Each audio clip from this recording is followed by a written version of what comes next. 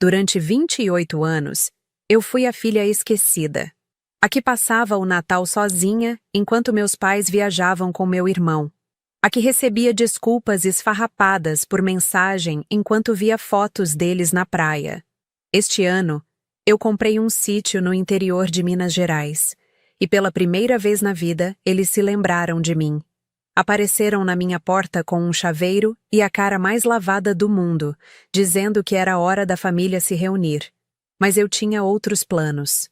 Mas antes de continuarmos, confira se você já está inscrito no canal e escreva nos comentários de onde você está assistindo este vídeo. O cheiro de café fresco subia pela cozinha enquanto eu observava o nascer do sol pela janela. Era véspera de Natal. E pela primeira vez em anos, eu estava em paz. O sítio que eu havia comprado 3 meses atrás era modesto.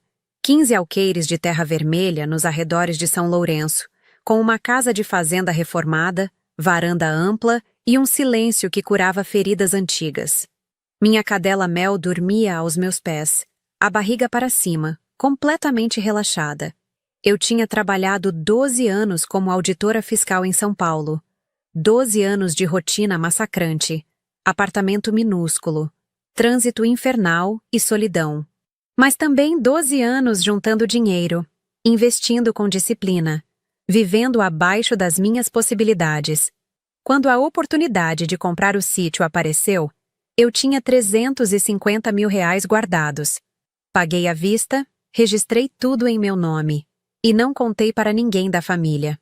Especialmente não para meus pais, porque durante toda a minha vida, eu fui a filha que não importava, a que sempre ficava para trás enquanto eles viajavam com meu irmão Rodrigo. Todo Natal, a mesma história. Desculpas diferentes, mas o resultado idêntico. Eu sozinha, eles na praia, no exterior, em resorts caros, sempre com Rodrigo, sempre sem mim. Quando eu tinha 7 anos, eles me deixaram com a tia Carmen para passar o Natal em Búzios. Disseram que o hotel não aceitava crianças pequenas, mas Rodrigo, com 10 anos, estava lá. Quando eu tinha 12, me mandaram para um acampamento de férias enquanto viajavam para o Nordeste.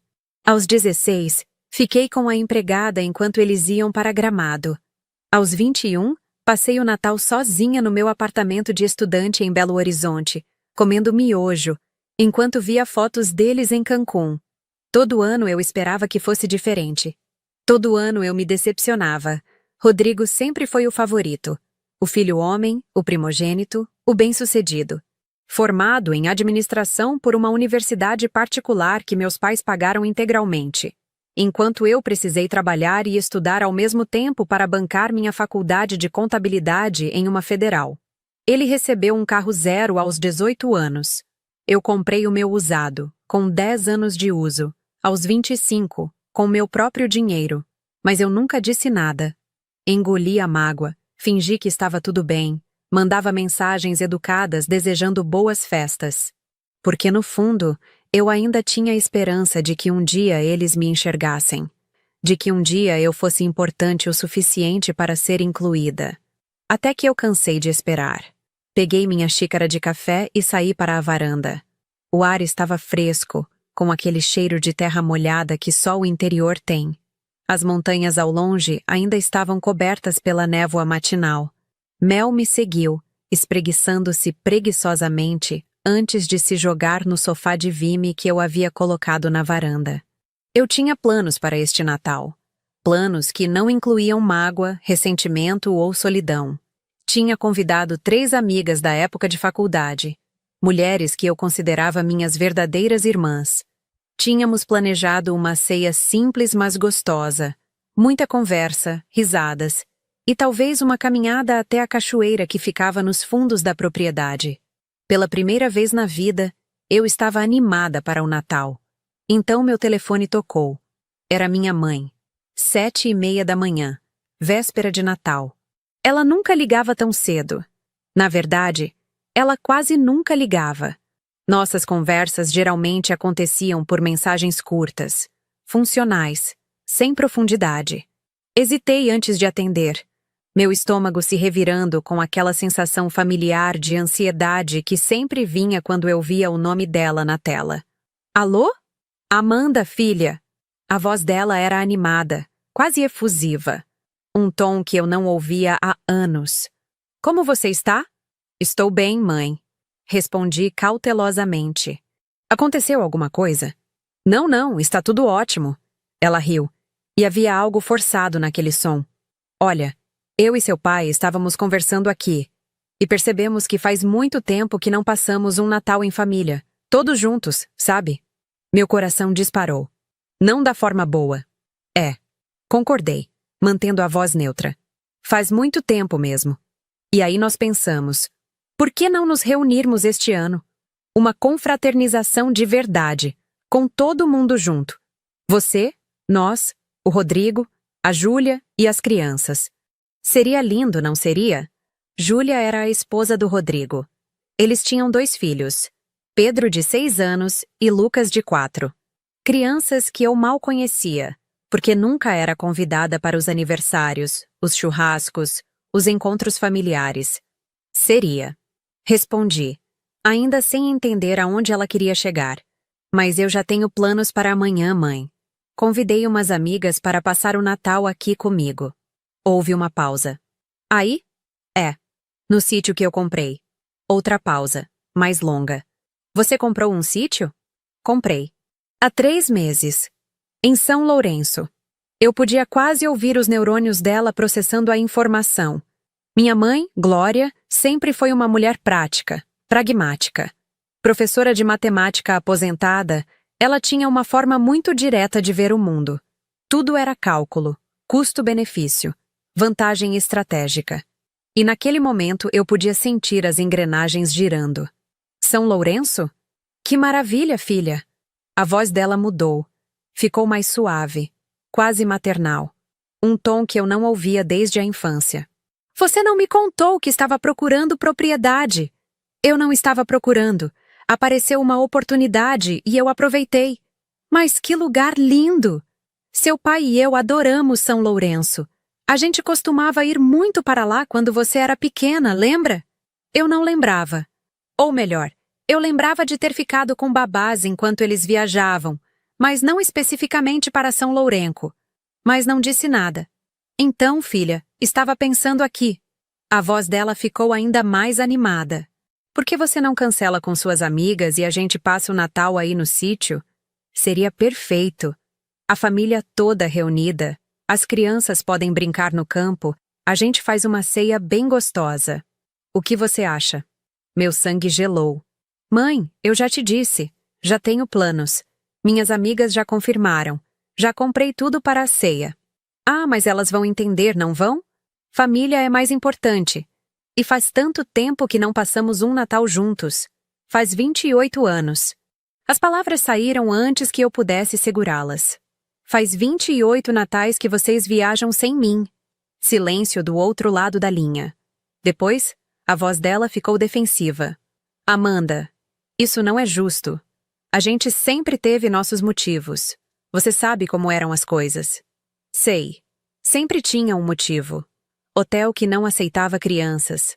Passagens muito caras para levar todo mundo. Rodrigo precisando de atenção especial porque estava em fase difícil. Sempre um motivo diferente, mas sempre o mesmo resultado. Olha, minha mãe suspirou, e eu podia imaginar a expressão dela. Aquela mistura de impaciência e determinação. Não vamos discutir o passado agora. O importante é que este ano pode ser diferente. A gente pode começar uma nova tradição, todos juntos. E já que você tem esse sítio maravilhoso, seria o lugar perfeito. Eu não convidei vocês, mãe. As palavras saíram mais duras do que eu pretendia, mas eram verdadeiras. Outro silêncio. Quando ela falou novamente, havia uma frieza na voz que eu conhecia bem. A frieza que vinha antes das acusações de ingratidão, de egoísmo, de estar sendo dramática. Entendo. Então você prefere passar o Natal com estranhos do que com sua própria família. Elas não são estranhas. São minhas amigas há 10 anos. Pessoas que estiveram comigo quando vocês não estavam. Amanda, você está sendo infantil. Somos sua família. Família são as pessoas que aparecem. As que estão presentes. As que te fazem sentir importante. Respondi, sentindo uma coragem que eu não sabia que tinha. E vocês nunca estiveram presentes, mãe. Não nos natais, não nos meus aniversários, não quando eu precisei. Nós sempre te demos tudo. Ela elevou a voz. Você teve comida, roupa, educação.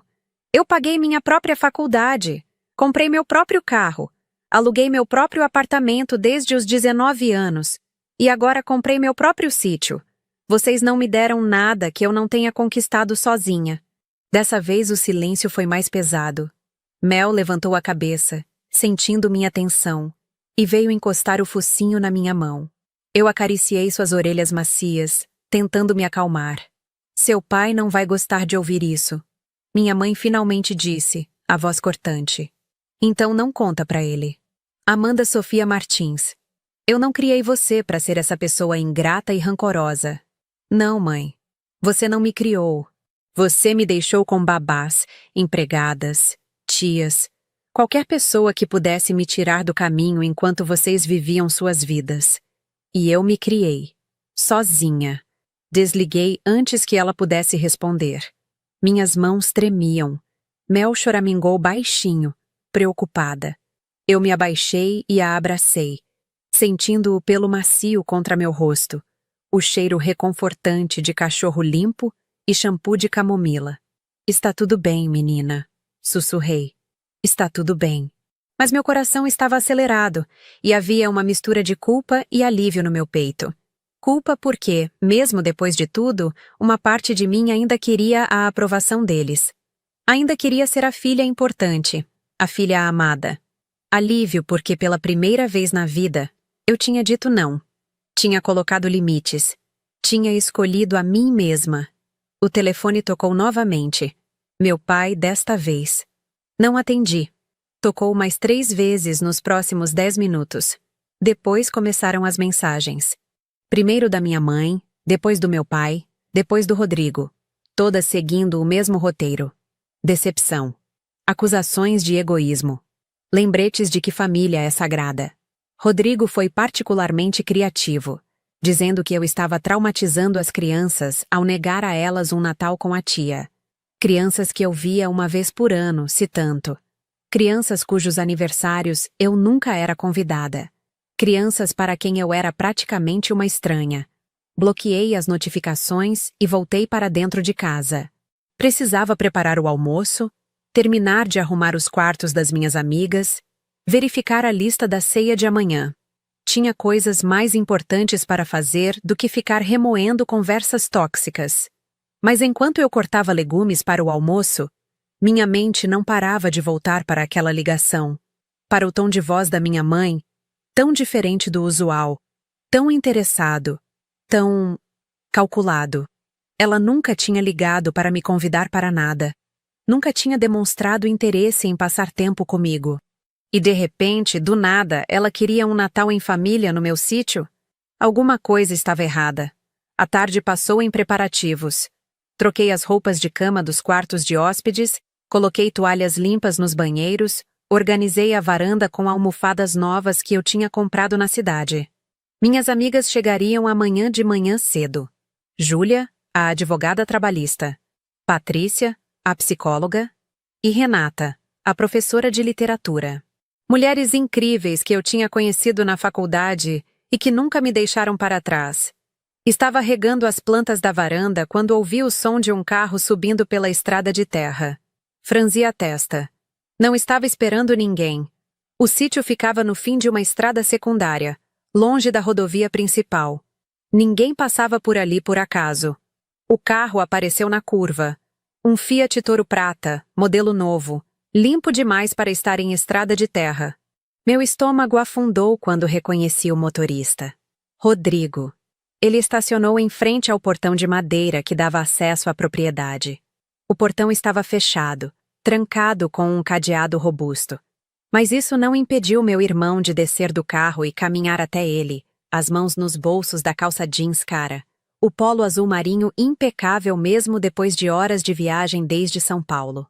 Amanda! Ele gritou, acenando como se fôssemos amigos de longa data. Abre aí! Coloquei o regador de lado e desci da varanda, Mel ao meu lado. Caminhei até o portão, mas não fiz menção de abri-lo.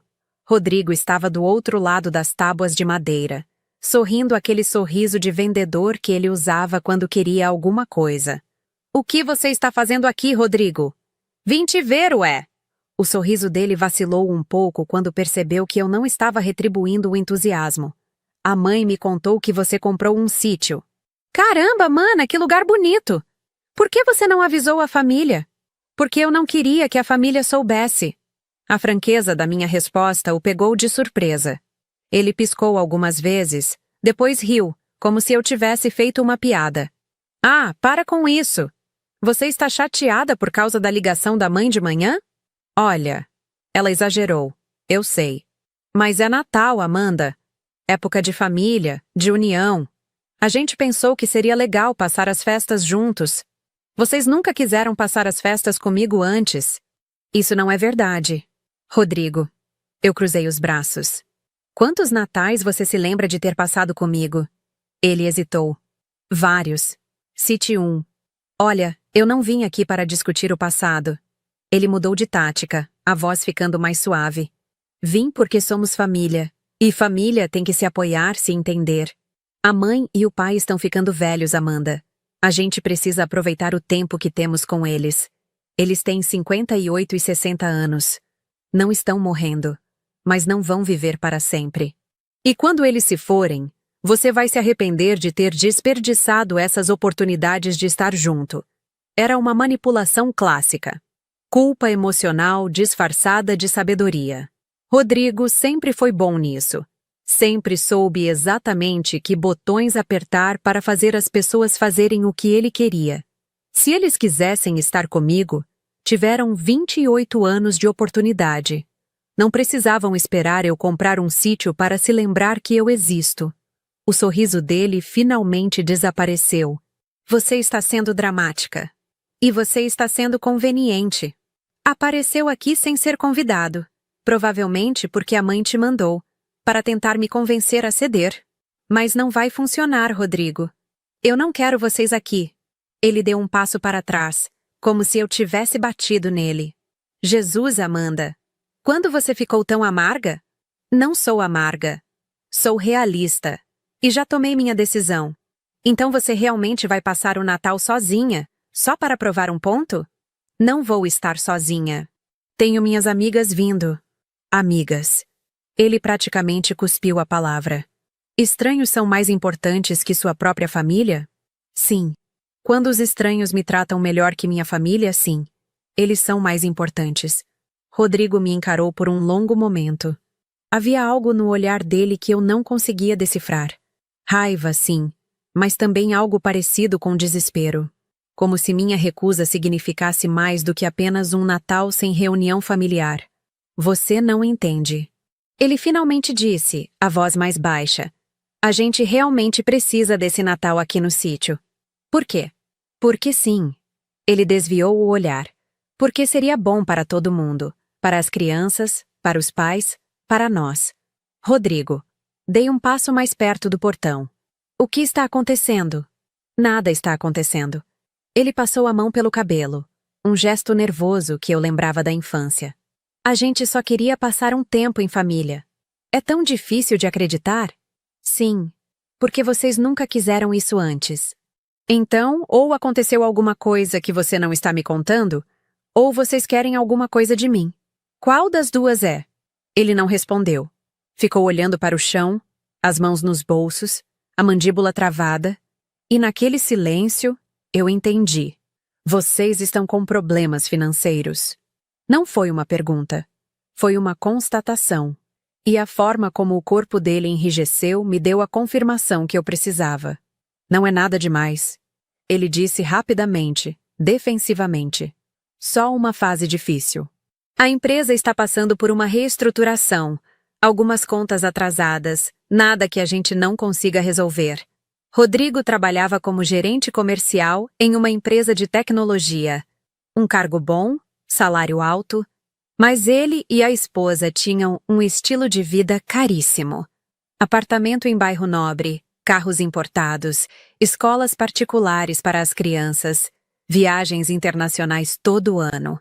Eu sempre suspeitei que eles viviam no limite do orçamento. E os pais? Perguntei. Eles também estão com problemas? O silêncio dele foi resposta suficiente. Meu Deus! Passei a mão pelo rosto. Por isso o interesse repentino no meu sítio. Vocês queriam passar as festas aqui porque não tem dinheiro para viajar. Não é só isso. Ele protestou, mas sem muita convicção. A gente realmente queria te ver, Amanda. Você é minha irmã. Sou sua irmã há 28 anos, Rodrigo. Nunca foi motivo suficiente antes. Tá bom, tá bom. Ele ergueu as mãos em rendição. Você tem razão. A gente não foi a melhor família para você. Mas as coisas podem mudar. As pessoas mudam. Dá pra a gente ter uma segunda chance? Havia algo de genuíno na voz dele. Uma vulnerabilidade que eu raramente via. Por um momento, só um momento, eu considerei ceder. Considerei abrir aquele portão e deixar que tentássemos construir algo novo. Considerei perdoar. Mas então me lembrei. De todos os natais sozinha. De todos os aniversários esquecidos. De todas as vezes que eu precisei deles e eles não estavam lá. De todas as vezes que eu me senti invisível, insignificante, dispensável. E me lembrei de como era difícil reconstruir a autoestima. Como era doloroso aprender a não depender emocionalmente de pessoas que te machucavam repetidamente. Como era libertador, finalmente, colocar limites. Não, Rodrigo. Falei suavemente, mas com firmeza. Não vou dar uma segunda chance. Não quando a motivação de vocês é apenas conveniência financeira. Se vocês realmente se importassem comigo, teriam vindo antes, quando eu não tinha nada. Quando eu era só a Amanda, e não a Amanda dona de um sítio. Ele baixou a cabeça. Então é isso? A gente não significa nada para você? Vocês significaram muito. Por muito tempo. Mas eu cansei de implorar por migalhas de afeto. Cansei de ser a última opção. Cansei de ser esquecida. Então sim, é isso. Vão embora, Rodrigo. E não voltem. Ele ficou parado por mais alguns segundos, como se estivesse esperando que eu mudasse de ideia. Quando percebeu que isso não ia acontecer, deu meia volta e voltou para o carro. Mas antes de entrar, ele se virou mais uma vez. Você vai se arrepender disso. A voz dele tinha um tom de ameaça. Família é para sempre, Amanda. Você não pode simplesmente nos descartar. Vocês me descartaram primeiro. Respondi. Eu só estou retribuindo. Assisti Rodrigo partir. A poeira da estrada se levantando atrás do carro. Mel encostou o focinho na minha perna, preocupada. Eu me abaixei e a abracei, sentindo meu coração acelerado, as mãos tremendo com a adrenalina do confronto. Tinha sido mais difícil do que eu imaginava. Muito mais difícil. Porque, por mais que eu tentasse me convencer do contrário, uma parte de mim ainda queria a família que eu nunca tive. Ainda queria que eles me amassem do jeito que eu sempre sonhei ser amada. Incondicionalmente. Sem segundas intenções. Mas essa família não existia. Talvez nunca tivesse existido. Voltei para a casa e fui direto para o meu quarto. Precisava de um momento sozinha, longe de tudo. Deitei na cama, Mel ao meu lado, e deixei algumas lágrimas silenciosas escorrerem. Não eram lágrimas de arrependimento. Eram lágrimas de luto. Luto pela família que eu nunca ia ter. Pela infância que eu não vivi. Pela filha que eu era, mas que eles nunca conseguiram ver. Depois de alguns minutos me recompus. Lavei o rosto, respirei fundo e voltei para a cozinha. Tinha trabalho a fazer. Tinha uma ceia para preparar. Tinha amigas chegando amanhã cedo. Tinha uma vida para viver. Uma vida que não incluía pessoas que só me procuravam quando precisavam de algo. O resto da tarde passou em uma névoa produtiva. Fiz uma lista de compras para pegar na cidade no dia seguinte bem cedo. Limpei a churrasqueira. Organizei a mesa na varanda, imaginando como ficaria linda na noite de Natal, com velas, flores e a vista das montanhas ao fundo. Estava começando a preparar o jantar quando meu telefone tocou novamente. Número desconhecido. Hesitei, mas atendi. Amanda? Uma voz feminina que eu não reconheci. Meu nome é Júlia, esposa do Rodrigo. Ah, fiquei imediatamente na defensiva. Oi, olha, eu sei que você não me conhece bem. A voz dela era cuidadosa, quase tímida. E eu sei que as coisas estão complicadas entre você e sua família. Mas eu queria conversar com você. Só nós duas. Sem os seus pais, sem o Rodrigo. Você poderia me dar essa chance? Depende. Do que você quer falar? Da verdade. Ela suspirou. Porque o que o Rodrigo te contou hoje não foi a história completa. E eu acho que você merece saber o que está realmente acontecendo antes de tomar decisões definitivas. Meu estômago se revirou. Por quê? O que está acontecendo? Não pelo telefone. Ela disse rapidamente. Posso te encontrar em algum lugar? Um café, uma lanchonete, qualquer lugar neutro? Eu estou em São Lourenço com as crianças. A gente veio junto com o Rodrigo, mas ficamos na cidade enquanto ele vinha falar com você. Eu não quero me encontrar com ninguém da família. Eu entendo. Mas Amanda, por favor. É importante. E eu prometo que não vou tentar te convencer de nada. Só quero que você saiba a verdade. Depois disso, o que você decidir fazer é com você. Havia algo na voz dela. Uma sinceridade que me fez hesitar. Júlia e eu nunca fomos próximas. Ela sempre foi cordial nos poucos encontros familiares que tivemos, mas nunca ultrapassamos a barreira do superficial. Mas agora, ao telefone, havia uma vulnerabilidade que parecia genuína. Está bem. Cedi contra meu melhor julgamento. Mas tem que ser agora. E rápido. Perfeito. Onde? Demos o endereço de uma padaria no centro de São Lourenço. 20 minutos depois, eu estava estacionando meu velho Gol na frente do estabelecimento. Júlia já estava lá, sentada em uma mesa do canto, 2 xícaras de café à sua frente. Ela acenou quando me viu entrar. Júlia tinha 32 anos, 4 a mais que eu. Era bonita, elegante, sempre impecavelmente vestida. Mas naquele dia, ela parecia cansada. Havia olheira sob seus olhos, e suas mãos tremiam ligeiramente quando ela pegou a xícara de café. Obrigada por vir, ela disse quando me sentei. Eu sei que você não me deve nada, você está certa. Não devo. Fui direta. Então me diga logo o que é tão importante que não podia esperar. Júlia respirou fundo, como se estivesse reunindo coragem. O Rodrigo perdeu o emprego há 6 meses. As palavras saíram em um jato. E não foi uma demissão comum. Ele foi demitido por justa causa. Desviou dinheiro da empresa para cobrir dívidas pessoais. A empresa não processou porque ele devolveu o valor, mas ficou registrado. Ele está na lista suja do mercado. Ninguém quer contratar. Senti como se tivesse levado um soco no estômago. Ele desviou dinheiro? 35 mil reais. Júlia baixou os olhos. A gente estava afundado em dívidas. Cartões de crédito no limite, empréstimos atrasados, escola das crianças com 3 meses de mensalidade em aberto. Ele entrou em desespero e fez uma burrada. Uma burrada enorme. Meu Deus! Desde então, a gente está tentando sobreviver. Eu trabalho como nutricionista, mas meu salário não cobre nem metade das nossas despesas. Tivemos que vender o carro da família, cancelar os planos de saúde, tirar as crianças da escola particular. E mesmo assim não está sendo suficiente. E meus pais? Perguntei, ainda processando a informação. Como eles entram nisso? Seus pais têm problemas próprios. Júlia mexeu o café sem beber. Seu pai se aposentou há 2 anos, mas a aposentadoria é menor do que ele esperava. E sua mãe, como professora aposentada, também não recebe muito. Eles sempre viveram acima das possibilidades, viajando, comprando coisas, bancando as extravagâncias do Rodrigo. Agora estão com a casa hipotecada e com dívidas no banco. Eu não sabia o que dizer. Parte de mim sentia uma satisfação amarga em saber que eles estavam enfrentando consequências de suas escolhas. Mas outra parte, a parte que ainda era filha e irmã, sentia uma pontada de preocupação. Por que você está me contando isso?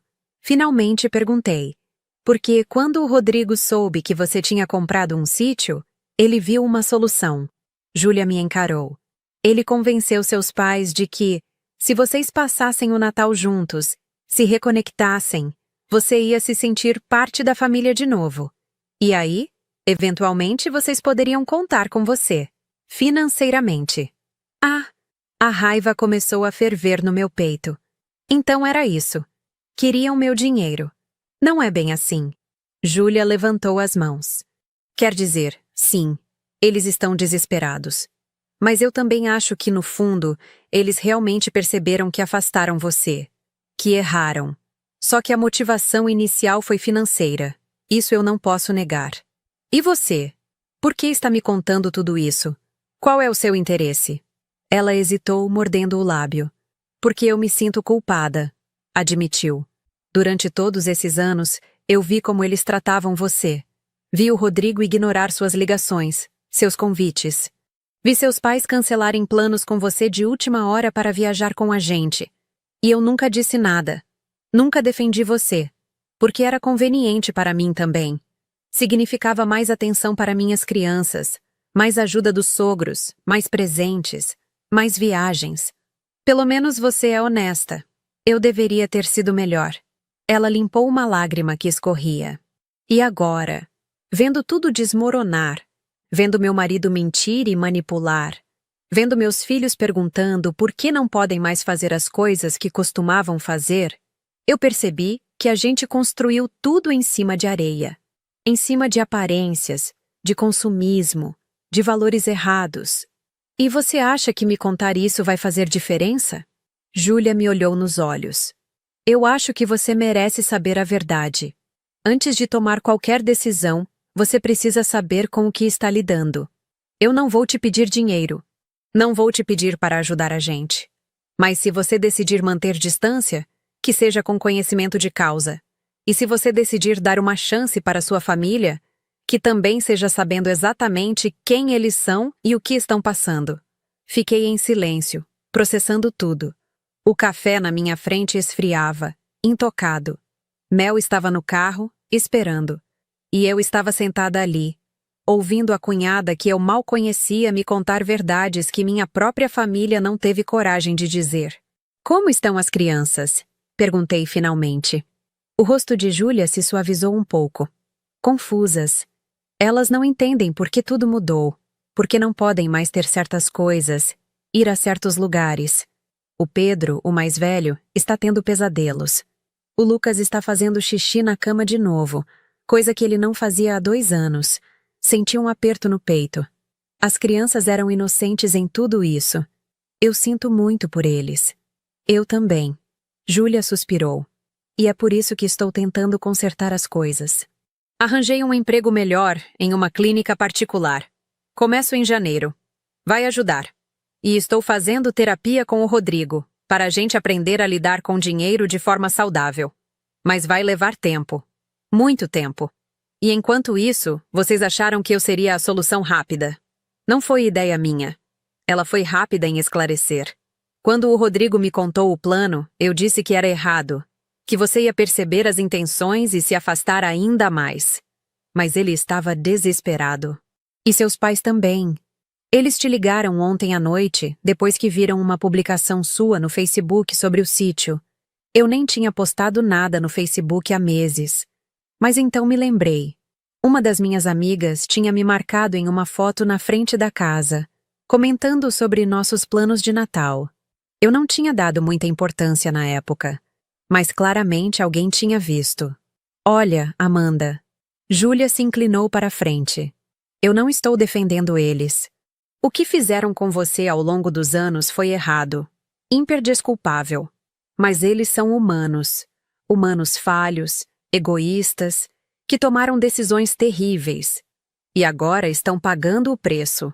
A questão é, você quer fazer parte disso? Ou prefere seguir sua vida sem eles? Essa é uma pergunta fácil, respondi. Quero seguir minha vida sem eles. Júlia assentiu, como se esperasse essa resposta. Eu entendo. E respeito. Só... Ela hesitou. Se você mudar de ideia, se algum dia quiser conhecer melhor seus sobrinhos, ou se quiser tentar construir alguma coisa nova, mesmo que pequena, eu vou estar aqui. Não pelo Rodrigo, não pelos seus pais, Por você. Porque você merecia ter alguém do seu lado desde o começo. E ninguém esteve. Mas eu posso tentar estar agora. Eu não sabia como responder a isso. Havia uma parte de mim que queria acreditar nela. Que queria acreditar que alguém daquela família finalmente estava me enxergando. Mas outra parte, a parte que tinha sido machucada muitas vezes, estava cética. Obrigada por me contar tudo. Levantei da mesa. De verdade. Mas minha decisão continua a mesma. Eu não quero eles no meu Natal. E não quero fazer parte dos problemas deles.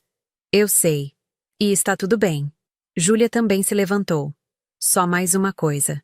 Ela tirou um envelope da bolsa. Os meninos fizeram desenhos para você. Antes de sabermos que você não queria a gente lá. Não precisa fazer nada com eles. Pode jogar fora se quiser. Mas eles pediram para eu te entregar. Peguei o envelope, sentindo o peso leve do papel dentro. Meu coração apertou, mas não abri. Não ali. Não na frente dela. Vou pensar no que fazer com isso. Tudo bem. Júlia me deu um sorriso triste. Feliz Natal, Amanda. De verdade. Você merece um bom Natal. Você também, Júlia. Saí da padaria com o envelope na mão e Mel me recebendo efusivamente no carro. Dirigi de volta para o sítio em piloto automático, minha mente processando tudo o que tinha ouvido. Rodrigo tinha desviado dinheiro. Meus pais estavam quebrados. Todos estavam desesperados. E tinham visto em mim, finalmente, uma solução. Não uma filha. Não uma irmã. Uma solução financeira. A raiva que eu sentia era quente e justificada. Mas havia também uma tristeza profunda. Porque mesmo sabendo que era melhor assim, que era mais saudável manter distância, uma parte de mim ainda doía. Cheguei em casa quando o sol já estava se pondo, pintando o céu de laranja e rosa. A casa estava silenciosa, acolhedora. Mel correu para dentro e foi direto para sua tigela de água.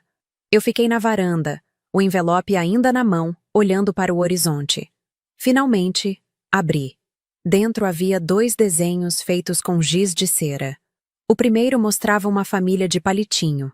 Um homem, uma mulher, 2 crianças pequenas e uma figura feminina separada, do outro lado do papel. Escrito em letras tortas, Titia Amanda. O segundo desenho era de uma casa com uma árvore enorme ao lado. Queria conhecer a casa da titia, estava escrito embaixo. Senti as lágrimas queimarem. As crianças eram inocentes. Elas não tinham culpa dos erros dos pais, dos avós, da família disfuncional em que tinham nascido. E eu, ao me afastar, estava me afastando delas também. Mas será que isso era minha responsabilidade? Será que eu tinha que me sacrificar, me expor a pessoas que me machucaram, só para ser tia para crianças que mal me conheciam? Guardei os desenhos de volta no envelope e entrei em casa. Não tinha respostas para essas perguntas. Não agora. A noite caiu com aquela quietude característica do interior. Preparei um jantar simples, tomei banho e me deitei cedo. Mas o sono não veio facilmente. Ficava revirando na cama, pensando em tudo. Na ligação da minha mãe, na visita do Rodrigo, na conversa com Júlia, nos desenhos das crianças. Por volta da meia-noite desisti de dormir. Levantei, coloquei um casaco e fui para a varanda com uma xícara de chá. Mel me acompanhou, deitando-se aos meus pés com um suspiro sonolento. O céu estava limpo, repleto de estrelas. O tipo de céu que você nunca vê na cidade, poluído por luzes artificiais. Ali, no meio do nada, o universo se revelava em toda sua imensidão. E eu me senti pequena. Pequena e confusa. Peguei meu telefone e olhei os contatos bloqueados. Minha mãe, meu pai, Rodrigo. Todos lá, silenciados, afastados. Era isso que eu queria? Cortar completamente? Nunca mais falar com eles? A resposta deveria ser simples. Mas não era. Porque apesar de tudo, apesar da mágoa e da raiva, eles ainda eram minha família. E havia uma parte de mim, uma parte pequena, mas persistente, que ainda os amava, que ainda queria que eles mudassem, que ainda guardava esperança. Mas esperança podia ser perigosa. Esperança podia fazer você se expor de novo, se machucar de novo, cair no mesmo ciclo de decepção. Será que valia a pena arriscar? Passei a madrugada inteira pensando nisso. Quando o sol nasceu, pintando o céu de rosa e dourado, eu ainda não tinha uma resposta definitiva. Mas tinha uma decisão a tomar. Minhas amigas chegariam em poucas horas. Era véspera de Natal. E eu precisava escolher que tipo de dia, que tipo de vida eu queria ter. Tomei um banho, me vesti e fui para a cozinha preparar café da manhã. Enquanto a máquina de café trabalhava, peguei meu telefone e escrevi uma mensagem. Não para minha mãe, não para meu pai, não para Rodrigo, para Júlia. Obrigada pela honestidade ontem. Ainda não estou pronta para ver ninguém da família. Mas guarde meu número. Talvez um dia a gente possa conversar de novo. E diga para as crianças que eu adorei os desenhos. Enviei antes que pudesse me arrepender. A resposta veio quase imediatamente. Obrigada por responder. Sem pressão, sem expectativas. Quando e se você estiver pronta, estaremos aqui. Feliz Natal, Amanda. Guardei o telefone e respirei fundo. Não era um sim, mas também não era um não definitivo. Era um talvez. Era uma porta não completamente fechada, mas também não aberta. Era um limite saudável, e por enquanto, era o suficiente. Minhas amigas chegaram às 9 da manhã, em 2 carros, buzinando alegremente. Júlia foi a primeira a descer. Uma mulher negra, linda, de cabelos cacheados, longos, rindo alto e carregando uma mala enorme. Patrícia veio logo atrás, seus óculos redondos refletindo o sol da manhã, puxando uma sacola de presentes. E Renata fechou o grupo, magra e alta, com seu jeito tranquilo e sorriso doce. Amanda! Júlia gritou, correndo para me abraçar. Que lugar incrível! Por que você demorou tanto para nos trazer aqui? Porque vocês são barulhentas e vão espantar os pássaros. Brinquei, retribuindo o abraço. Senti uma onda de alívio ao ver rostos que eu amava. Pessoas que escolheram estar comigo sem segundas intenções. Patrícia me abraçou em seguida, apertando forte. Você está bem? Sua voz estava baixa, apenas para eu ouvir. Júlia me contou que sua família está tentando contato. Estou bem, assegurei. Tudo sob controle. Renata foi a última, seu abraço mais longo e silencioso. Quando se afastou, examinou meu rosto com aquele olhar penetrante de quem sabia ler nas entrelinhas. Você não dormiu direito. Não foi uma pergunta. Suspirei. Tive uma noite complicada. Mas hoje vai ser um bom dia. Vai sim. Ela apertou minha mão. Porque nós estamos aqui. Passamos a manhã explorando o sítio. Mostrei a elas cada canto da propriedade. A horta que eu tinha começado a plantar, o pequeno pomar com jabuticabeiras e mangueiras, a represa nos fundos onde eu pretendia fazer um deck. Mel as seguia fielmente, ganhando cafunés de todas. É perfeito, Amanda. Patrícia disse, parada na varanda, olhando a vista das montanhas. Você construiu um refúgio de verdade aqui. Era disso que eu precisava. Respondi. Um lugar que fosse só meu, onde ninguém pudesse entrar sem permissão. Renata me lançou um olhar compreensivo. Sua família ainda está insistindo? Apareceram ontem. Contei. Meu irmão veio até aqui. E depois minha cunhada me contou toda a situação financeira deles. Basicamente estão quebrados e viram em mim uma solução. Que ótimo. Júlia disse, sarcástica. Passam a vida inteira te ignorando e agora querem sua ajuda. Que conveniente. É exatamente o que eu pensei. E você vai ajudar? Patrícia perguntou, sempre a psicóloga, sem julgamento na voz. Não. Fui firme. Ou pelo menos não agora. Não enquanto a motivação deles for apenas financeira. Se um dia eles demonstrarem mudança real, interesse genuíno em me conhecer como pessoa e não como banco, aí talvez eu reconsidere. Mas por enquanto não. Ótimo. Renata assentiu aprovadoramente. Limites saudáveis. Estou orgulhosa de você. Suas palavras aqueceram meu peito. Era isso que eu precisava ouvir. Não julgamento, não culpa, mas apoio. Validação de que minha escolha era legítima. Passamos o resto da manhã preparando a ceia. A cozinha ficou cheia de risadas, música e o cheiro delicioso de comida sendo preparada. Júlia fez sua famosa farofa, Patrícia preparou um tender com abacaxi, Renata cuidou das sobremesas, e eu fiquei responsável pelas entradas e pela salada.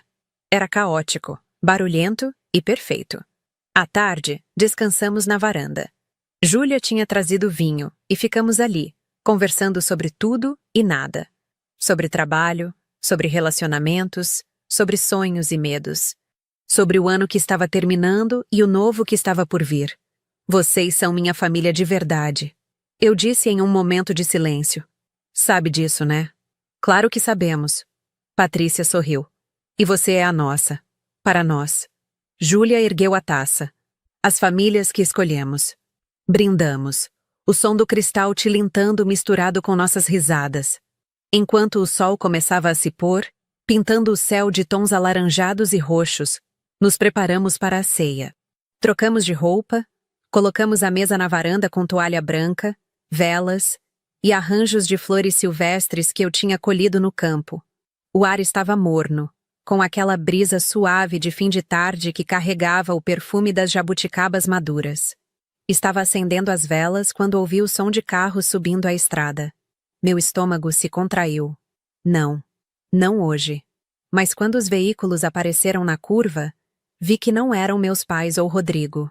Eram 3 carros desconhecidos, totalmente lotados de pessoas. Meu coração acelerou por motivos diferentes agora. Confusão e uma pontinha de medo. Os carros pararam em frente ao portão. As portas se abriram e começaram a descer pessoas. Muitas pessoas. Homens, mulheres, crianças. Todos bem vestidos, carregando sacolas e embrulhos. Contei rapidamente. Eram pelo menos 15 pessoas. Amanda? Júlia apareceu ao meu lado. Quem são eles? Eu não sei. Um homem alto, de cabelos grisalhos e ar de autoridade, se aproximou do portão. Ele sorriu quando me viu. Boa tarde. Você deve ser a Amanda. Sou Roberto Mendes, prefeito de São Lourenço. Sua cunhada Júlia entrou em contato com meu gabinete ontem. Ela nos contou que você estava tendo um Natal difícil por causa de problemas familiares e organizou essa surpresa para você. Olhei para Júlia, confusa. Mas Júlia estava ao meu lado, igualmente perplexa. Eu não organizei nada. Ela sussurrou.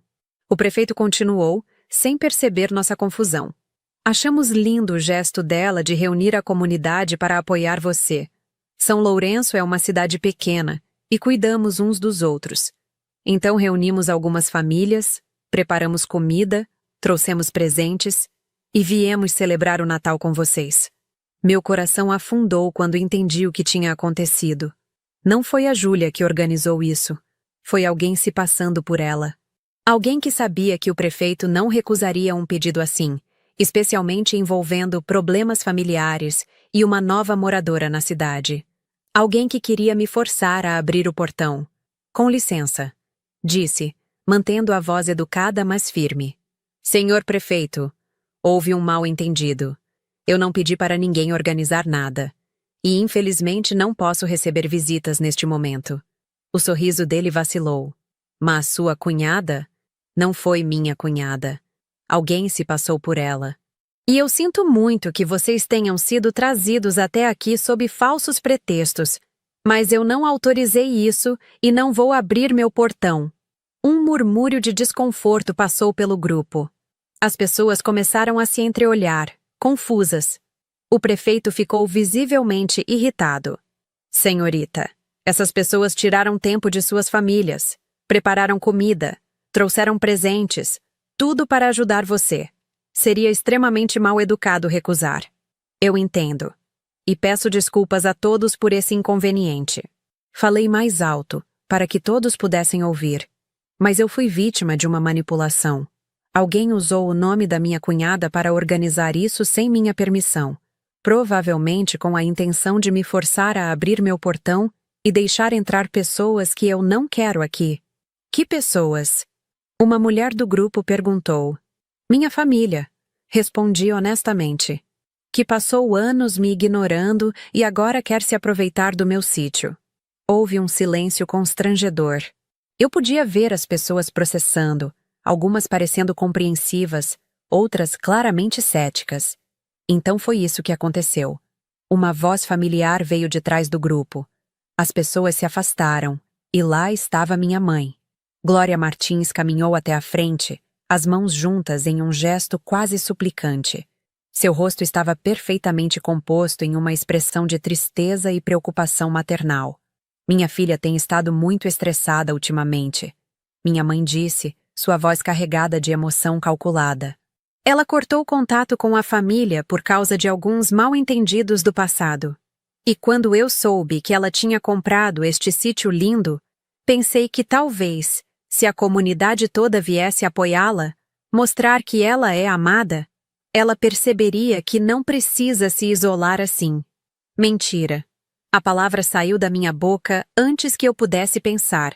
Você não fez isso por mim. Você fez porque quer entrar na minha propriedade. Amanda, querida.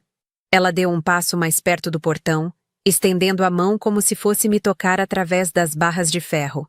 Eu sou sua mãe. Eu só quero o melhor para você. Se quisesse o melhor para mim, teria aparecido nos últimos 28 natais. Isso não é justo. A voz dela tremeu, e eu vi lágrimas começarem a se formar. Nós sempre amamos você, Amanda. Só porque não demonstramos do jeito que você queria não significa que não amávamos. Vocês nunca demonstraram de jeito nenhum. Minha voz estava firme, mas meu coração batia descompassado. E agora, quando estão desesperados financeiramente, vocês se lembram que eu existo. Que conveniente. Um murmúrio percorreu o grupo. Eu podia ver as expressões mudando, as pessoas começando a entender que talvez não fosse tão simples quanto o prefeito tinha apresentado. Minha mãe percebeu que estava perdendo o público. Ela mudou de tática, o rosto se contraindo em uma expressão de dor. Seu pai está doente. Ela disse, a voz baixa mas clara o suficiente para todos ouvirem. Ele não tem muito tempo. E tudo o que ele quer antes de partir é se reconciliar com você. Ter um último Natal em família. Meu sangue gelou. Doente? Meu pai estava doente? Mas então olhei nos olhos da minha mãe. E vi algo que eu conhecia muito bem. Manipulação. Ela estava usando a carta da doença para me fazer abrir o portão. Para me fazer ceder. Que doença? Perguntei, minha voz cortante como lâmina. Ela hesitou. Apenas uma fração de segundo, mas foi o suficiente. Câncer. Ela finalmente disse. No pâncreas. Estágio avançado. Quando ele foi diagnosticado? Mês passado. E você não me contou? Você não estava atendendo nossas ligações. Porque vocês só ligaram agora quando precisam de alguma coisa. Olhei para o grupo de pessoas, todas esperando, observando nosso drama familiar se desenrolar. E vocês? Falei diretamente com eles. Vocês foram manipulados. Minha mãe usou uma mentira sobre meu pai estar doente para fazer vocês virem até aqui e me pressionarem a abrir meu portão. Isso não é caridade. É coerção. Amanda! Minha mãe elevou a voz, indignada. Como você pode dizer uma coisa dessas? Seu pai realmente está doente. Então me mande os exames médicos. Agora. Peguei meu telefone. Mande foto dos laudos, dos atestados, qualquer prova de que isso é verdade. Ela abriu a boca. Fechou. Abriu novamente. Eu não tenho aqui comigo. Claro que não. Porque não existe. Porque você está mentindo. Olhei para o prefeito. Senhor Mendes, eu peço desculpas novamente por terem sido trazidos até aqui sob falsos pretextos. Mas como pode ver, estou sendo vítima de manipulação familiar. E eu gostaria que todos vocês saíssem da minha propriedade agora. O prefeito olhou para minha mãe, depois para mim. Havia desconforto em seu rosto, mas também um início de compreensão. Dona Glória, ele disse, sua voz cuidadosa. Se a senhorita usou informações falsas para mobilizar o gabinete da prefeitura, eu não menti, ela protestou, mas sua voz soava desesperada agora. Tudo o que eu disse é verdade. Minha filha está se isolando, está cortando a família, está tendo um colapso nervoso. Eu estou bem aqui, respondi calmamente, lúcida, tranquila e cercada de amigas que me amam de verdade. A única pessoa tendo um colapso aqui é você, mãe, porque seu plano não funcionou. Olhei para o grupo de pessoas, que agora claramente se sentiam desconfortáveis com a situação. Muitos já estavam voltando para seus carros, percebendo que tinham sido usados em um drama familiar que não era da conta deles. Sinto muito que vocês tenham desperdiçado seu tempo, disse sinceramente. E agradeço a intenção de ajudar. Mas, como podem ver, não há crise aqui. Há apenas uma família que não respeita limites. O prefeito assentiu, claramente ansioso para encerrar aquele constrangimento público. Entendo, senhorita Amanda. Lamento o mal-entendido. Ele se virou para o grupo. Pessoal, acho melhor voltarmos. Claramente há questões familiares aqui que não nos dizem respeito. As pessoas começaram a se dispersar, voltando para seus carros. Algumas lançavam olhares de simpatia para mim, outras de reprovação para minha mãe. Em poucos minutos, os veículos começaram a dar meia volta e descer a estrada. Quando o último carro do grupo comunitário partiu, apenas um veículo permaneceu. A minivan da minha mãe, estacionada estrategicamente de forma a bloquear parte da estrada. E dela saíram não apenas minha mãe, mas também meu pai, Rodrigo, Júlia e as duas crianças. Meu pai, Antônio, era um homem de 60 anos, alto e ainda forte apesar da idade. Ele não parecia nem um pouco doente. Parecia, na verdade, perfeitamente saudável e extremamente irritado. Amanda. Ele disse, sua voz grave e autoritária. Isso já foi longe demais. Abra esse portão agora. Não, eu sou seu pai. Você vai me obedecer. Eu tenho 28 anos, pago minhas próprias contas e comprei esta propriedade com meu dinheiro.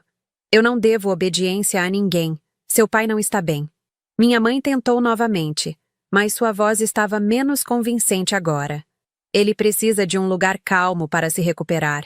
E você tem todo este espaço aqui, sozinha. É egoísmo não nos ajudar. Egoísmo é passar 28 anos ignorando uma filha e depois aparecer do nada querendo favores. Nós não ignoramos você. Rodrigo interveio. Você que sempre foi dramática, fazendo tempestade em copo d'água. A gente viajava e você ficava emburrada como se fosse o fim do mundo. Eu tinha 7 anos, retruquei. Eu era uma criança que queria passar o Natal com os pais. Isso não é drama. É necessidade básica de amor e atenção. A gente te dava amor. Minha mãe protestou. Vocês me davam o mínimo. Comida, roupa, teto. Mas nunca deram presença. Nunca deram tempo.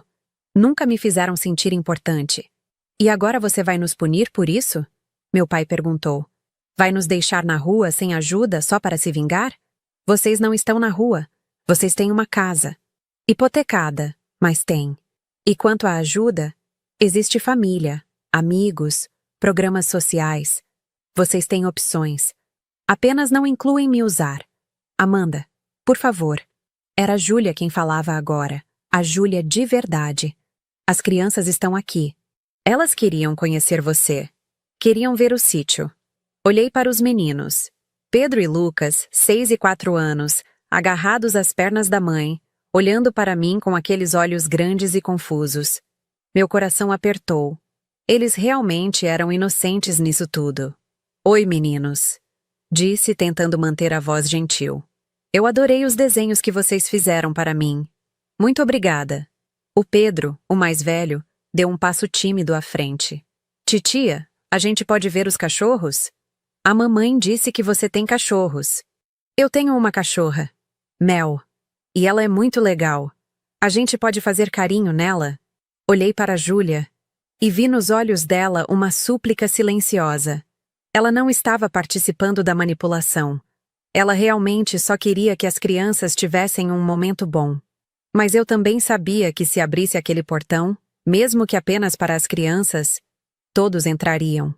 E eu voltaria para o ciclo de invasão, desrespeito e manipulação. Sinto muito, Pedro. Respondi, minha voz suave mas firme. Hoje não vai dar.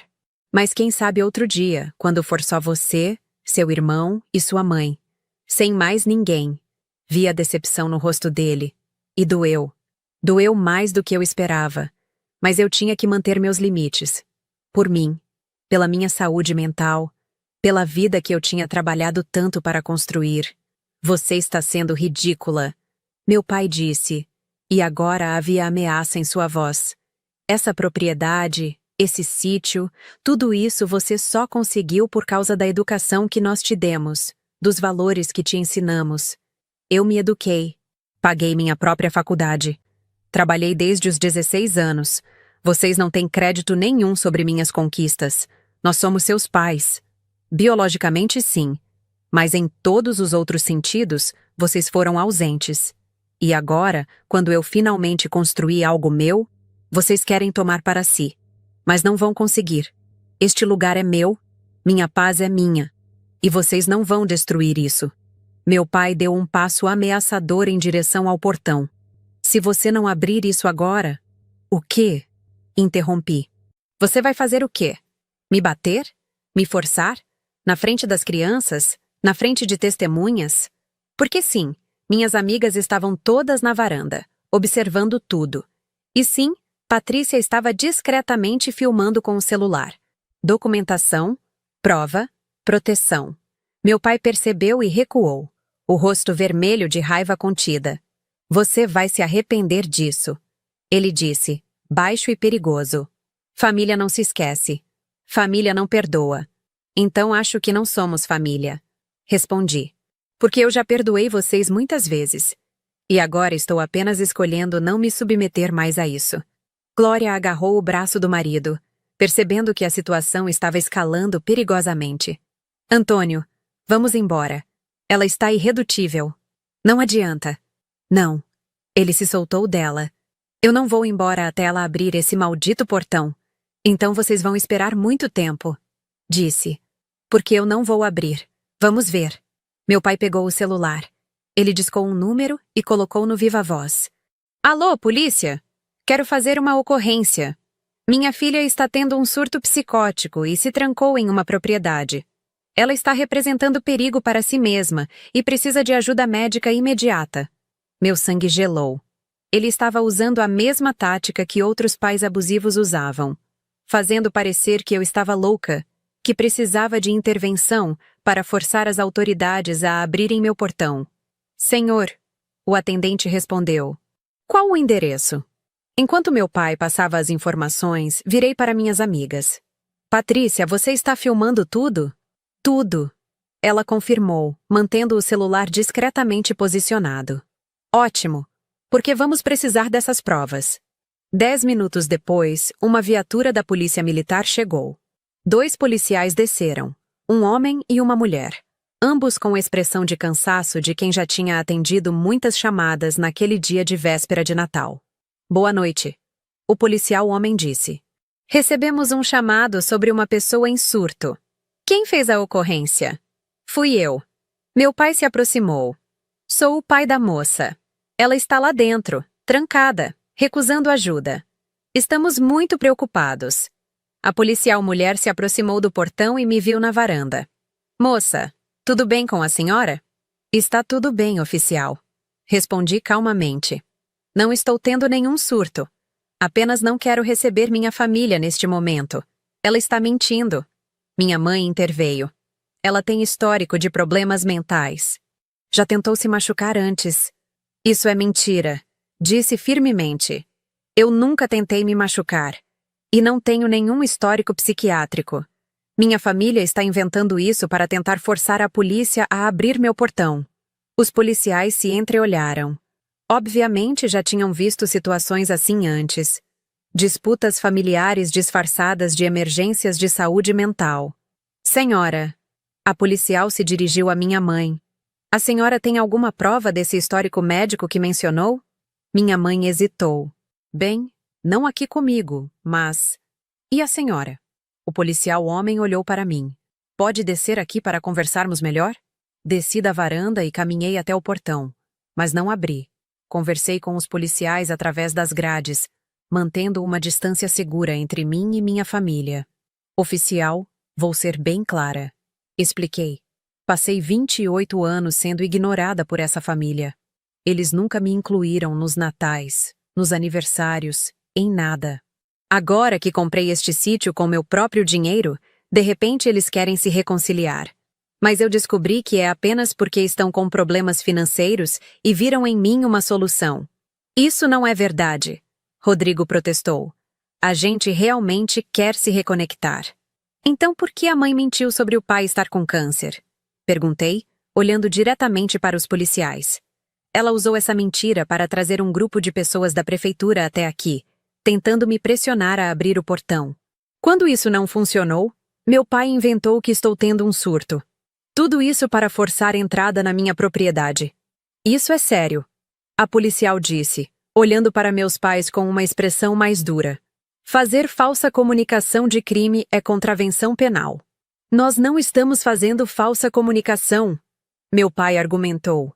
Estamos genuinamente preocupados com nossa filha. A moça parece perfeitamente lúcida para mim. O policial observou. Está se comunicando claramente. Não apresenta sinais de alteração mental. Está bem cuidada e no controle de suas faculdades. Naquele momento, minhas amigas desceram da varanda e vieram até o portão. Oficiais. Patrícia se apresentou. Sou psicóloga clínica, CRP em dia. Amanda é minha amiga há mais de 10 anos. Posso atestar que ela não tem nenhum histórico de problemas de saúde mental, nunca demonstrou comportamento autodestrutivo e está em perfeitas condições psicológicas. O que está acontecendo aqui é assédio familiar, não emergência psiquiátrica. E eu sou advogada. Júlia, a minha amiga, acrescentou. Gravei toda essa interação. Temos prova de que a família dela tentou forçar entrada com base em acusações falsas de doença mental. Se necessário, podemos usar isso em um processo de difamação e assédio. Os policiais assimilaram essas informações. Era claro que a situação tinha mudado. Não era mais uma possível emergência psiquiátrica. Era uma disputa civil com tentativa de manipulação do sistema. Senhor, senhora. A policial se dirigiu aos meus pais. Vocês precisam sair desta propriedade. A moça está em seu direito de não receber visitas.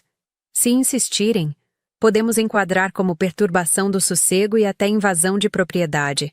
Mas ela é nossa filha.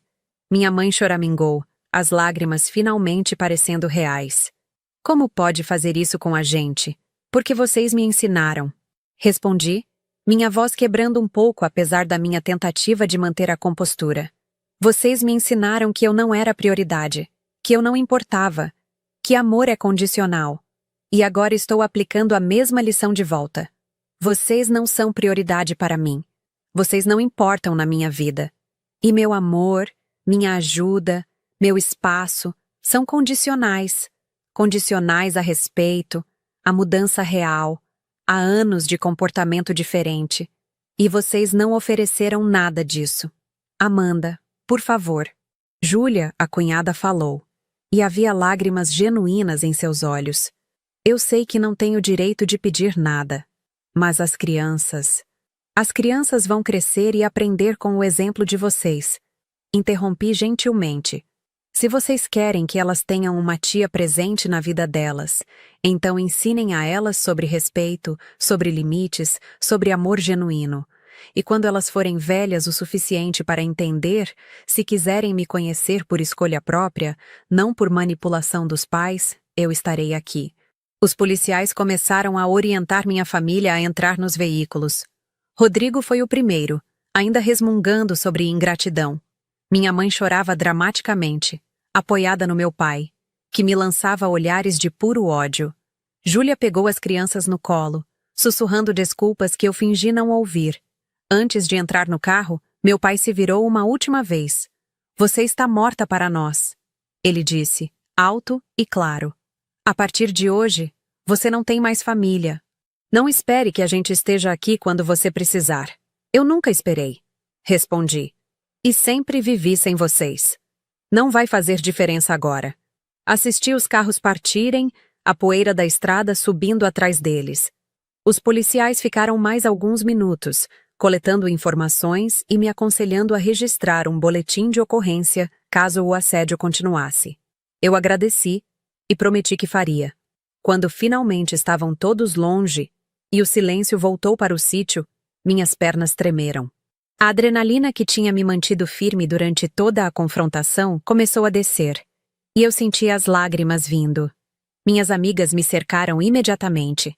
Renata me abraçou primeiro, depois Patrícia, e Júlia se juntaram.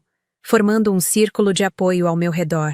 Chorei no ombro delas, lágrimas que eram parte alívio, parte tristeza, parte luto pela família que eu nunca teria. Você foi tão forte. Patrícia sussurrou. Tão incrivelmente forte. Não me sinto forte. Admiti. Me sinto destruída. Força não significa não sentir dor, Renata disse suavemente. Significa sentir a dor e ainda assim fazer o que precisa ser feito. E você fez, Amanda. Você se protegeu. Ficamos ali por longos minutos, apenas abraçadas, em silêncio. Mel veio e encostou seu corpo quente contra minhas pernas, oferecendo seu próprio tipo de consolo canino. Eventualmente nos separamos. O sol estava se pondo, pintando o céu de rosa e laranja. Era véspera de Natal, e tínhamos uma ceia esperando na varanda. Vamos tentar salvar essa noite? Júlia sugeriu. Ainda dá tempo de ter o Natal que você merece. Limpei as lágrimas e assenti. Vamos. Voltamos para a casa. Reacendemos as velas que tinham se apagado. Reaquecemos a comida. Colocamos música suave tocando. E nos sentamos na varanda sob um céu estrelado para nossa ceia de Natal. Foi diferente do que eu tinha imaginado. Havia uma melancolia no ar que não podíamos ignorar completamente. Mas também havia amor. Amor genuíno, incondicional, de pessoas que escolheram estar ali comigo. Não por obrigação, não por interesse, mas porque realmente se importavam. Comemos, bebemos, conversamos. Patrícia contou histórias engraçadas de seus pacientes, obviamente sem identificá-los. Renata recitou trechos de poemas que ela estava estudando. Júlia nos fez rir com suas imitações de clientes impossíveis do escritório de advocacia. E eu apenas ouvi, absorvendo aquele momento, aquela sensação de pertencimento verdadeiro. Quando a meia-noite chegou, brindamos com espumante. Feliz Natal! Dissemos em uníssono, nossas taças tilintando. E foi feliz. Genuinamente feliz. Talvez não da maneira tradicional, não com a família de sangue, não com a reconciliação hollywoodiana, mas feliz do jeito real, do jeito imperfeito, do jeito que importava. Depois da ceia, nos acomodamos na sala de estar, em volta da lareira que eu tinha acendido. Trocamos presentes simples, mas significativos. Patrícia me deu um livro sobre autocuidado emocional. Renata, um diário de couro artesanal. Júlia, uma fotografia emoldurada de nós 4 na formatura, uma década atrás.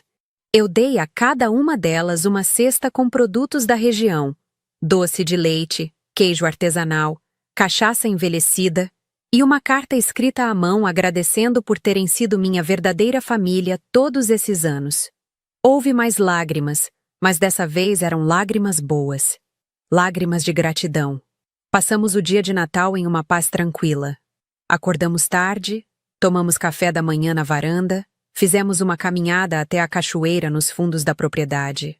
As crianças da vizinhança apareceram no portão no final da tarde, cantando canções de Natal, e eu dei a elas doces e gorjetas generosas.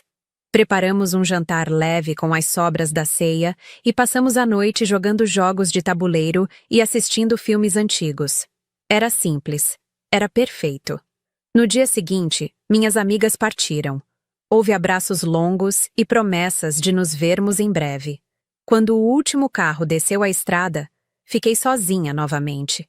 Mas dessa vez, a solidão não pesava. Era uma solidão escolhida, saudável, rejuvenescedora. Passei os dias seguintes em uma rotina calma. Lia na varanda, trabalhava no jardim, levava Mel para longas caminhadas. À noite, fazia jantares para mim mesma e assistia ao pôr do sol com uma taça de vinho. Era uma vida simples, mas era minha. E eu tinha lutado muito para conquistá-la. Uma semana depois do Natal, recebi uma mensagem de Júlia, a cunhada. Não a minha amiga Júlia, mas a esposa do Rodrigo. Era longa e cuidadosamente escrita. Amanda, quero pedir desculpas por ter participado daquela situação horrível na véspera de Natal. Eu deveria ter me recusado a ir. Deveria ter protegido as crianças daquela exposição. Você tinha razão sobre tudo. Rodrigo e eu estamos fazendo terapia de casal. E uma das coisas que estamos trabalhando é reconhecer quando estamos sendo manipuladores ou facilitando manipulação. Quero que você saiba que estou me esforçando para ser melhor. Não estou pedindo perdão nem reconciliação. Só queria que você soubesse que escutei você. E vou fazer diferente daqui para frente. As crianças merecem crescer vendo exemplos saudáveis de relacionamentos familiares. E isso começa comigo. Obrigada por ter sido forte o suficiente para colocar limites, mesmo quando foi difícil. Eu li a mensagem várias vezes. Havia sinceridade ali. Não respondi imediatamente. Precisava processar, pensar, entender meus próprios sentimentos. 3 dias depois, escrevi de volta. Obrigada pela mensagem. Fico feliz que você esteja buscando crescimento. Ainda não estou pronta para ter contato próximo, mas respeito seu caminho. Se um dia as crianças quiserem me conhecer, em um ambiente seguro e sem pressão, podemos conversar sobre isso. Até lá, te desejo o melhor. Foi um primeiro passo pequeno. Não era perdão. Não era reconciliação. Era apenas não fechar completamente a porta. Uma fresta de possibilidade para o futuro, se as circunstâncias mudassem genuinamente. Meus pais e Rodrigo, por outro lado, nunca entraram em contato. Nenhuma mensagem, nenhuma ligação, nenhuma tentativa de comunicação. Eles tinham dito que eu estava morta para eles, e aparentemente levaram isso a sério. E curiosamente, isso não me machucou tanto quanto eu imaginei que machucaria. Na verdade, havia uma liberdade nisso. A liberdade de não ter que gerenciar expectativas impossíveis. A liberdade de não ter que proteger meu coração constantemente. A liberdade de simplesmente viver. Janeiro chegou com chuvas que renovaram a terra. Meu jardim explodiu em verde, as hortaliças crescendo vigorosamente. Comecei a vender excedentes na feira da cidade aos sábados, conhecendo vizinhos, fazendo novas amizades, criando raízes verdadeiras naquela comunidade.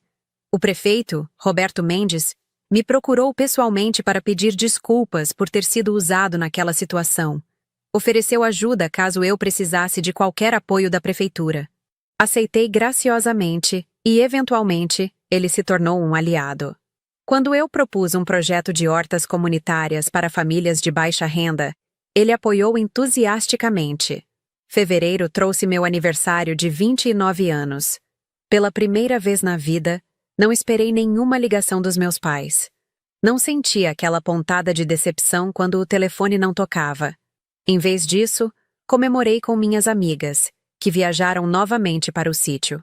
Foi uma celebração pequena, íntima, cheia de risadas genuínas. Março chegou com o outono, pintando as árvores de dourado e vermelho. Eu estava no jardim, colhendo tomates, quando vi um carro desconhecido subindo a estrada. Meu corpo enrijecou instintivamente, preparado para outra confrontação. Mas quando o carro parou no portão, quem desceu foi uma mulher que eu não conhecia.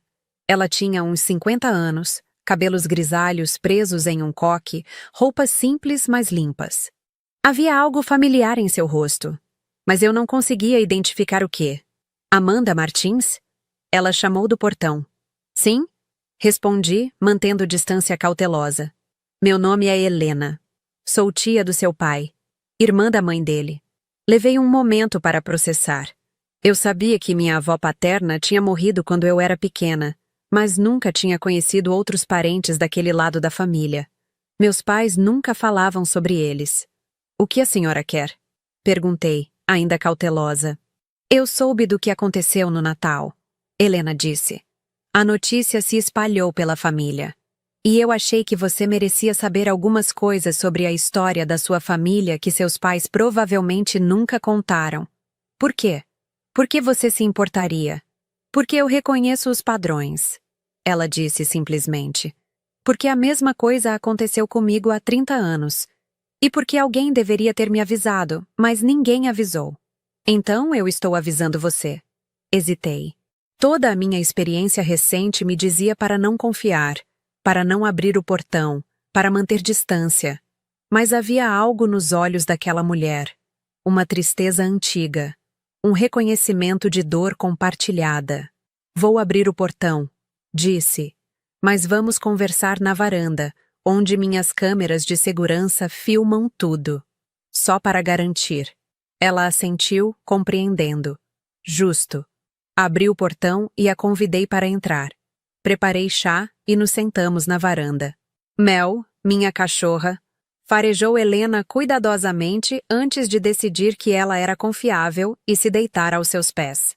Seu pai. Helena começou, mexendo o chá. Sempre foi o favorito da minha irmã, sua avó. Ela o mimou terrivelmente, deu a ele tudo o que queria, o protegeu de todas as consequências. Quando ele se casou com sua mãe, ela era exatamente igual. E juntos, eles criaram um padrão. Rodrigo como o favorito, você como a esquecida. Como a senhora sabe disso? Porque foi exatamente o que aconteceu comigo e meu irmão, seu pai. Eu era a esquecida. Ele era o príncipe. Quando minha mãe morreu, ela deixou tudo para ele. A casa, as economias, tudo. Para mim, nada. Porque ela achava que ele precisava mais, que ele merecia mais. Sinto muito. Eu fiquei com raiva. Passei anos com raiva. Tentei processar, brigar pela minha parte da herança. Mas no final, percebi que não valia a pena. O dinheiro não era tanto assim. E a energia que eu gastaria brigando era a energia que eu poderia usar construindo minha própria vida. E foi o que você fez? Foi. Helena sorriu. Abri uma pequena pousada em Tiradentes. Casei com um homem bom. Tive 2 filhos maravilhosos. Construí uma vida que foi minha escolha, não o reflexo das expectativas de uma família disfuncional. Por que está me contando isso? Porque quando eu soube que você tinha comprado um sítio, que tinha cortado contato, que tinha colocado limites, eu pensei, essa menina conseguiu. Essa menina aprendeu a lição que me levou décadas para aprender. E eu queria te dizer que você fez a coisa certa. Senti lágrimas queimando. Não sabia que precisava ouvir isso até ouvir. Às vezes, Helena continuou, a melhor coisa que podemos fazer por nós mesmas é nos afastar de pessoas tóxicas, mesmo quando elas são família. Especialmente quando elas são família. Porque família deveria ser porto seguro, não campo de batalha. E você nunca se arrependeu? Ela pensou por um momento. Houve momentos de solidão. Sim. Momentos em que eu vi outras pessoas com suas famílias grandes e unidas e senti falta de ter isso. Mas então eu lembrava do que eu tinha antes. Críticas constantes, comparações injustas, pedidos intermináveis de dinheiro. E eu percebia que o que eu perdi não era realmente bom. Era apenas familiar. Familiar. Repeti a palavra, saboreando o duplo sentido. Que vem de família, mas também significa conhecido, habitual. Exatamente.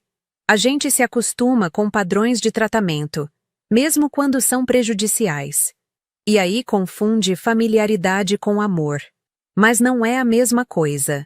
Ficamos em silêncio por um momento, observando as montanhas ao longe. Mel roncava suavemente aos pés de Helena. Você tem contato com seus pais? Perguntei. Não há 20 anos. Meu pai morreu e eu não fui ao funeral. Meu irmão, seu pai, me ligou dizendo que eu era uma ingrata, uma pessoa horrível. Eu desliguei na cara dele e bloqueei o número. Foi libertador. Não sente culpa? No começo, sim. Mas culpa é só uma ferramenta de manipulação que nos ensinam desde cedo.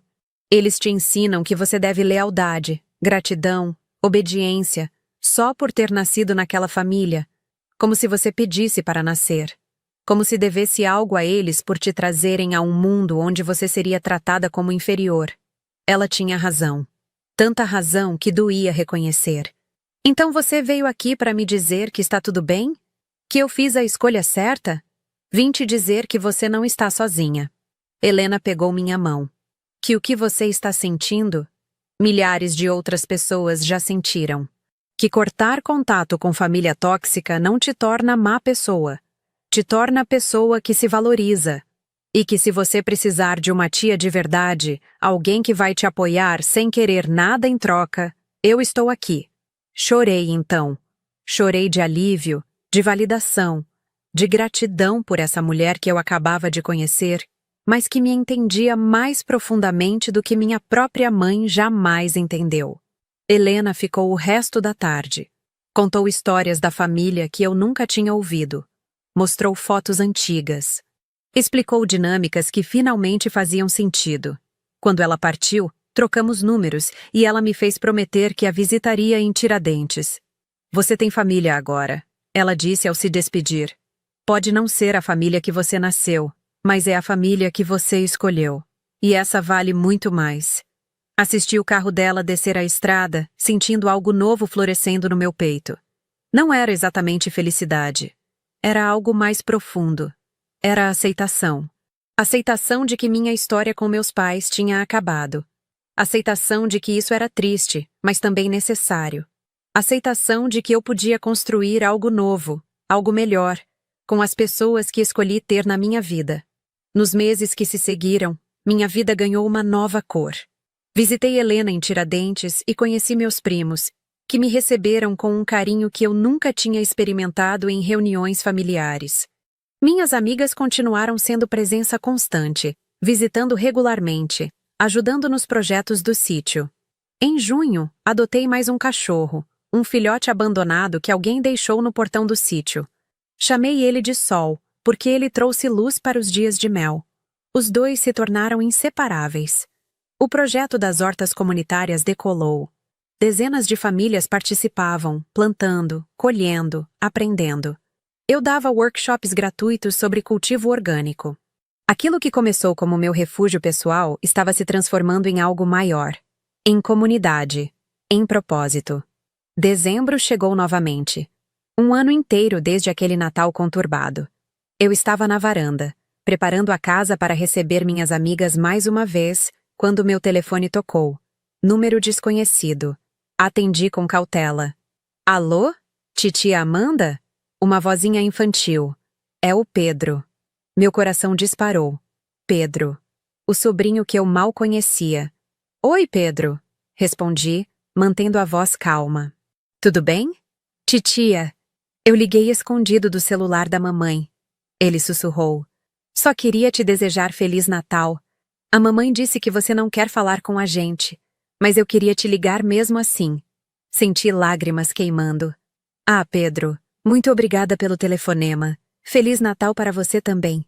Como você está? Estou bem. A gente não está mais na casa grande. A gente mora em um apartamento pequeno agora. Mas a mamãe disse que está tudo bem, que a gente está aprendendo sobre o que é realmente importante. Sua mãe é uma mulher muito sábia. Titia, você ainda não gosta da gente? A pergunta partiu meu coração. Eu gosto de você e do Lucas, sim. Vocês são crianças incríveis e não têm culpa de nada. Então por que você não vem nos visitar? Por quê? Escolhi minhas palavras cuidadosamente. Às vezes os adultos precisam de tempo e espaço para resolver coisas complicadas. Mas isso não significa que eu não penso em vocês, ou que eu não gosto de vocês. Quando a gente crescer, ele disse, com a lógica simples de uma criança, a gente pode ir te visitar? Só eu e o Lucas e a mamãe? Quando vocês crescerem, se vocês ainda quiserem, sim. Vocês podem me visitar. Promete? Prometo. Tá bom. Ele pareceu satisfeito. Tenho que desligar antes da mamãe perceber. Tchau, titia. Te amo. Te amo também, Pedro. A ligação encerrou. Fiquei ali, na varanda, segurando o telefone, as lágrimas finalmente caindo. Não eram lágrimas de tristeza. Eram lágrimas de esperança. Esperança de que talvez, em um futuro distante, aquelas crianças entenderiam. Entenderiam por que eu tive que me afastar. E talvez escolheriam conhecer a tia que sempre se importou com elas, mesmo de longe. Mas isso era futuro. O presente era agora. E agora, eu tinha uma casa para decorar, amigas chegando, uma ceia para preparar. Tinha mel e sol correndo pelo jardim. Tinha Helena planejando nos visitar no ano novo. Tinha um sítio que era meu refúgio e minha alegria. Tinha uma vida que eu construí com minhas próprias mãos, com minhas próprias escolhas, com meu próprio coração. Não era a vida que eu imaginei quando criança, sonhando com uma família unida e amorosa. Mas era melhor. Era real. Era minha. E quando minhas amigas chegaram naquela tarde, quando nos abraçamos na entrada, quando Patrícia trouxe vinho, Júlia trouxe sobremesas e Renata trouxe flores do jardim dela, eu soube. Eu tinha encontrado minha família. Não a família que o sangue determinou, mas a família que o coração escolheu. Passamos aquele Natal rindo, comendo, cantando desafinadamente, brindando a vida que construímos apesar de tudo. E quando a meia-noite chegou, quando o Natal oficialmente começou, olhei para aquelas mulheres incríveis ao meu redor e pensei: eu sou a mulher mais sortuda do mundo, porque aprendi que família não é sobre quem te deu a vida, é sobre quem faz sua vida valer a pena viver. E você? Já passou por alguma situação difícil com família nas festas de fim de ano? Como lidou com isso? Conta aqui nos comentários. Vamos criar uma rede de apoio uns para os outros. E se essa história tocou seu coração, não esquece de dar aquele like, se inscrever no canal e ativar o sininho para não perder as próximas histórias. Até a próxima!